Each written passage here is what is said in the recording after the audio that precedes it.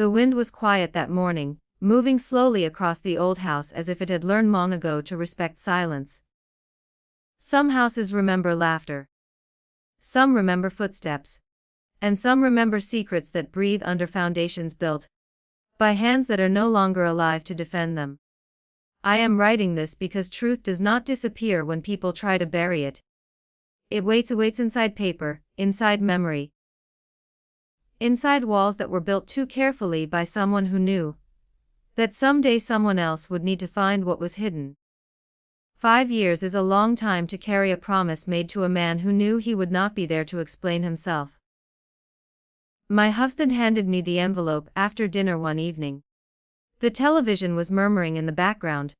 The coffee cups were still warm. He pressed the envelope into my hands with the kind of seriousness that makes you stop smiling even before you understand why. "Dorothy," he said, and he did not use my nickname. "Put this somewhere safe. Do not open it for 5 years. I laughed because I thought he was being theatrical. He was not a man who enjoyed unnecessary drama, but sometimes he believed life required a little ceremony. "What is this?" I asked. He shook his head.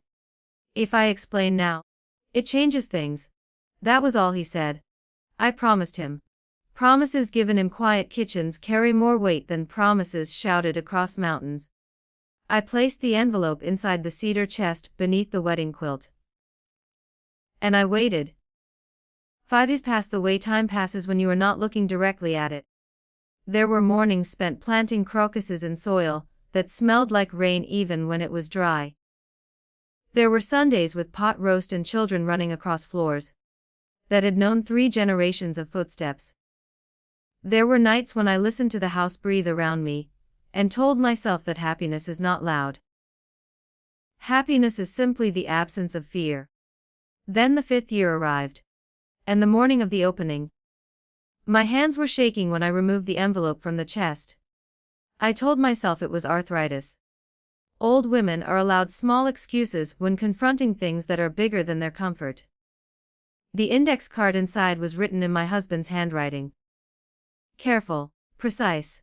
The handwriting of a man who believed words were tools, not decorations. My death was not an accident. Under the house there is a room. I read it once. Then again. Then a 3rd time because sometimes understanding does not arrive until repetition becomes truth. The house was silent when I stood up. The stairs to the basement were familiar stairs. Laundry had been carried up and down them for 38 years. Dust had learned my breathing rhythm.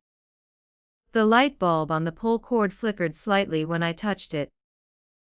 Old houses know when someone's about to learn something they cannot unlearn. The washer stood where it always stood. The workbench was along the far wall. Paint cans were arranged neatly near the baseboard like soldiers guarding something they did not understand. I felt it before I saw it. The sensation was not visual. It was more like remembering a word you cannot quite finish speaking. The south wall sounded wrong when I knocked on it. Hollow. Not the hollow of normal construction. Deeper, intentional. There was a seam hidden behind paint cans. A line cut carefully and then concealed. Someone had used a utility knife and patience. My husband had always been patient. Patience was his weapon. He did not open it that day. I stood there for a long time listening to my heartbeat, and thinking about the man who had built something secret beneath place where we slept. Because secrets built into houses are never meant to hide from strangers. They are meant to hide from people you love. I called our lawyer. His name was Hargrove. He spoke with the voice of a man who had spent decades handling other people's disasters, without letting his own emotions interfere. I told him about the letter. I told him about the room. And I told him I needed him present when I opened it. I was 73 years old. Old enough to know that fear grows strongest when you face it alone. The following Thursday, Hargrove arrived with an assistant who carried a camera. Documentation matters when truth might be challenged later. We opened the wall carefully. The panel moved with a small protest sound, like something waking from sleep. Inside was a room, small, perhaps 8 by 10 feet. Concrete floor, a single pull bulb light metal shelving, a fireproof safe. and a manila envelope resting exactly where someone had intended it to be found. The words on the envelope read, "For Dorothy in case Hargrove looks at me." My heart did something strange when I saw that. Not fear, not sadness, something closer to recognition. Inside were 14 handwritten pages, 3 USB drives, and an appraisal document dated 8 months before my husband died. The land, the East Parcel, valued at $412,000. My husband had written in red ink beside the appraisal. "Daryl knows. He hired them without my permission. Do not let him have this." The world does not prepare you for the moment when you learn that someone you trusted with your life may have been planning to take it away. The letter explained everything slowly, patiently, like a teacher speaking to a child who must understand not only what happened but why it happened. My husband believed his son had been pressuring him. Financial pressure, medical pressure, suggestion that he was sicker than he felt, a cardiologist recommended by family. 2 visits, concerns expressed, not followed up. I sat him beside the workbench and read every page. Grief is strange. It does not arrive all at once. It arrives in small pieces that accumulate quietly inside your chest. Anger came later, not explosive anger. Cold anger. The kind that sharpens thinking. The investigation began quietly. Documentation was my husband's final protection. Messages recovered from the drives showed conversations between my stepson and a developer, plans. Pressure. Words that did not look threatening until placed next to my husband's letter. Handle the situation. Those were the words used. Handle the situation is how civilized people sometimes describe violence without using the word violence. The cardiologist was interviewed. Medical notes showed my husband had expressed concern about family pressure affecting his heart. Pressure matters when a heart is already fragile. People like to believe death is clean, that it arrives only through natural doors, but sometimes death is pushed. Slowly, quietly, patiently, like water wearing down stone. The sheriff's office upgraded the review, then investigation, then charges followed: conspiracy, financial exploitation, witness intimidation, reckless endangerment connected to death. Courtrooms are places where truth is spoken slowly because truth must be protected by procedure. I attended only one hearing, the sentencing. My stepson stood before the judge. He looked smaller than I remembered, not physically. Spiritually, shame is heavy, the judge spoke. 6 to 12 years. The world outside the courthouse was cold and clear. A reporter asked if I had a statement. I said only one thing. My husband built a room, and he put the truth inside it and trusted me to find it. That is all. The East Parcel was later sold to an agricultural cooperative. They planned community gardens. Children would learn how tomatoes grow, how soil holds memory, how patience turns seed into food. I kept the workbench in the hidden room. Sometimes in the evening I go downstairs. I turn on the radio. Classical music fills the small space. I work with my hands. Not because there is work that needs doing, but because hands that remember labor remember peace. Spring comes every year. Crocuses rise from soil that does not care about human cruelty. Purple flowers in improbable certainty. My daughter lives 2 towns away now. My grandchildren visit in summer. They play near the garden. Sometimes they ask about their grandfather. I tell them he believed truth was something that needed space to breathe. The world is loud with people that you are too old, too weak, too confused, too alone, but fear speaks that language, not strength. Documentation is power. Patience is power. Truth does not rot. It only waits for someone willing to open the room where it is stored. I stand sometimes at sunset looking across the east field. The land is quiet now. No development machines. No arguments. Just soil and sky meeting each other like old friends who do not need conversation. If you are reading this, remember something. Secrets built to protect truth are not acts of cowardice. They are acts of faith. Faith that someday someone will have the patience to open the wall. Faith that justice sometimes moves slower than grief. Faith that love can survive even betrayal if it is given enough room. I am old now. Older than I was when I opened the envelope. But I am not broken. My husband was a smart man. He believed that the best defense against evil is not anger. It is clarity. Write things down. Slow down. Think. Wait. And when the moment comes, open the room beneath the truth. There are nights when I still dream about the basement light bulb. Not in fear. In remembrance. The pull cord hanging quietly in the air like something waiting to be chosen. I sometimes think about the man who built the room. My husband was not a violent man. He was not a man who believed in revenge. He believed in preparation. Preparation is the quiet cousin of survival. He used to say that most people lose not because they are weak, but because they are surprised by cruelty. Surprise is the enemy of thinking. That was why he built the room slowly. I imagine him working after I went to bed, measuring, cutting drywall, listening to the house breathe while he ensured the truth would have somewhere safe to wait. The workbench inside the room was not decorative. It was functional. Tools were arranged in the order he liked. Hammer, screwdrivers, old radio with the cracked plastic dial he refused to replace. He liked the sound of classical music drifting through unfinished concrete spaces. He believed music protected thinking. I asked Hargrove once whether my husband had been afraid. He said, "Not a calculating. There is a difference. Fear freezes. Calculation moves quietly toward safety." The medical investigation later concluded that sustained psychological pressure, combined with physical vulnerability, may have contributed to cardiac failure. They did not write the word murder on the first report. Legal systems prefer careful language when death is not obvious. But evidence is not required to shout. It only needs to speak clearly enough to be heard. Darrell never admitted guilt in public. During sentencing he said, he only wanted what he believed was rightfully part of family inheritance. The judge did not respond to that statement. Judges are trained not to engage philosophy during punishment. Carla's testimony reduced her sentence. She spoke about communication between developers and family members. She spoke about meetings that were not recorded. She spoke about pressure. Witness intimidation charges were supported by my written documentation. I learned something important during those months. Fear prefers people who do not write things down. Because memory is unreliable when challenged by records, I kept every email, every call, every visit, every threat disguised as kindness. I mailed copies to my daughter. I stored copies with Hargrove. I learned that strength is not loud. It is organized. After the sentencing, I returned home and went downstairs.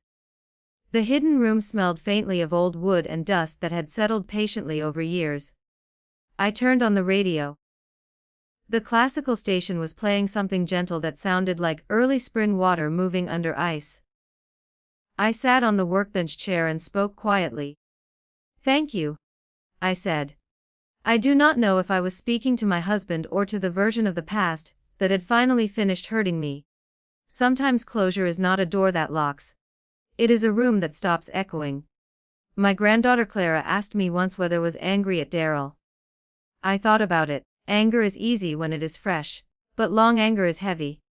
It grows roots inside the chest and feeds on itself. I told her this. I am not angry anymore. I am disappointed that he chose fear instead of patience. She asked what patience means. Patience is giving truth time to find people who are willing to hear it. The cooperative that bought the East parcel built community learning fields. Children visit during summer programs. They plant seeds. They learn that soil must be watered but not drowned. They learn that roots grow downward before anything grows upward. Sometimes I watch them from the porch. Old women watching children work in soil are not strange in country towns. They are simply considered part of landscape. I do not mind that. Landscape is a good place for memory. Linda worries about me sometimes. She asks whether I am lonely. I tell her loneliness is not absence of people. Loneliness is absence of understanding. And I have understanding. I have the radio, the garden, the crop pieces, the workbench, the truth that was waiting in the room. The house feels lighter now. Not because secrets were removed, but because they were named. There is something peaceful about walking inside a place where nothing important is hidden from you anymore. Sometimes in night I stand in the basement doorway and listen. The house does not speak loudly. But old houses have voices. They speak through temperature changes, through settling wood, through air moving inside walls. I think my husband is satisfied. He was always a man who believed effort should lead to stability. If he could see the community garden children learning where food comes from, I believe he would nod once and return to his radio. I learned something else during those 5 years. People who try to convince you that you are confused are often afraid that you will stop being controllable. Age is sometimes used as a weapon against women who speak slowly but think carefully. Do not accept that weapon. Wisdom grows stronger with time. Memory becomes sharper when written. Truth becomes harder to destroy when stored in many places. If you are listening to this story, maybe you are carrying something heavy. Maybe someone told you that you are too old, too emotional, too alone, too insignificant to fight. Listen carefully. The people who say those words are usually standing near something they do not want you to open. Patience is not weakness. Documentation is power. Silence is not surrender. Silence can be strategy. My husband trusted me. Not because I was strong. That is a different kind of strength. I sometimes visit the lake in Ontario where we honeymooned. I sit on the same stone we sat on when we were young. I talk to him out loud. People walking by probably think I am an old woman remembering her husband. They are correct, I am, and I am also something else. I am the woman who found the room beneath the truth and walked inside it. If you have listened this far, I want you to remember one final thing. The truth does not need loud defenders. It only needs someone patient enough to open the wall and brave enough to read what is inside. There are people who ask me if justice brought me peace. They expect a simple answer, yes or no. But peace is not a switch you flip after courtrooms and investigations finish speaking. Peace grows slowly, like spring grass pushing through soil that remembers winter. The day the investigation officially closed, I went to the garden before sunrise. The air was cold in the way early May mornings can be cold when night has not yet fully released its grip. I walked down the back steps that the contractor had repaired, using the money from the East parcel sale. The wood no longer creaked in the way it used to. New wood is quiet. Sometimes I miss the old creak. Old sounds carry history, but new steps are safer. I stood in the middle of the garden border, where the purple crocuses had finished blooming weeks earlier. Leaves were already growing where flowers had been. This is how life behaves. It does not mourn loudly. It continues. My husband used to say that most people misunderstand healing. They think healing means returning to how things were. Healing is not return. Healing is continuation without pain. I thought about Daryl that morning. Not with hatred. Not with sympathy. But with the strange distance you feel when looking at a person who chose a different path inside the same family story. He will have years inside a concrete building now. Time will move differently for him. I hope, though I do not know, that he will learn something about patience. Prison is not only punishment. Sometimes it is forced stillness. And some people must be made still before they can hear their own conscience speak. Carla disappeared somewhere in the Southwest. I do not know exactly where. People told me she changed cities, changed jobs, changed circles of friends. Reputation is a fragile thing. It travels faster than truth but survives shorter than honesty. Wed's business collapsed. He now manages residential property units somewhere in Ohio. Ordinary work can be redemption for some. Or simply survival. I do not judge that. Life is already complicated enough without adding unnecessary verdicts. The cardiologist surrendered his medical license voluntarily. The state board settlement stated failure to properly document patient safety concerns. I read the report once. Then I placed it in the filing cabinet where I keep important papers. Not because I wanted to remember it constantly, but because I wanted to know where truth was stored. The radio in the hidden room still plays classical music on weekends. Sometimes I sit there with tea. Sometimes I work on small repairs. Fixing loose screws, cleaning metal surfaces, running my fingers over tools my husband used. Grief does not disappear, it changes shape. It becomes quiet company rather than loud absence. Linda visits every month. She brings grandchildren photographs. We talk about normal things.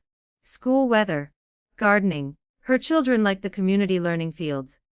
They learned how tomatoes grow from soil I once walked across in anger and fear. Now children walk there laughing.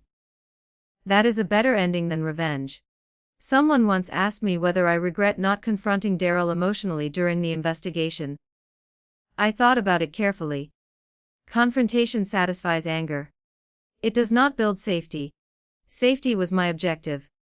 My husband built the room not to punish his son, but to protect truth until the world was ready to hear it. That is what love sometimes looks like. Not forgiveness, not revenge. Protection. I keep the envelope in a glass case now. The index card is inside. My death was not an accident. Under the house there is a room. People sometimes ask if I am afraid to sleep in the house where such things happened. I tell them fear belongs to uncertainty. I live inside certainty now. The truth has been spoken. The room has been opened. The story has reached its proper ending. On summer evenings, I sit on the porch and watch fireflies rise slowly over the garden. The light is soft, not urgent. Not demanding attention. Like small stars learning how to exist close to Earth. If you are young and listening to this story, I want you to remember something I wish I had understood earlier in my life. You are not required to rush into confrontation. You are not required to shout to prove you are right. Write things down. Save messages. Trust but verify. Love people but do not abandon observation. The world is full of people who will smile while planning something unkind. That is not paranoia. That is history speaking honestly. My husband believed the truth does not rot. But truth needs space. He gave me that space. In return I gave him patience. And after he died, I gave justice time to find him. If I could speak to him one more time, I would tell him this. The room worked. The truth lived. The children will learn where food comes from. The crocuses will return every spring. And I am not afraid anymore. Because I know something very important. The people who build rooms beneath houses to protect truth are not trying to hide from the world. They are trying to make sure that someday, when the world is ready, the truth will have somewhere safe to breathe. And sometimes, that is the greatest love a person can give.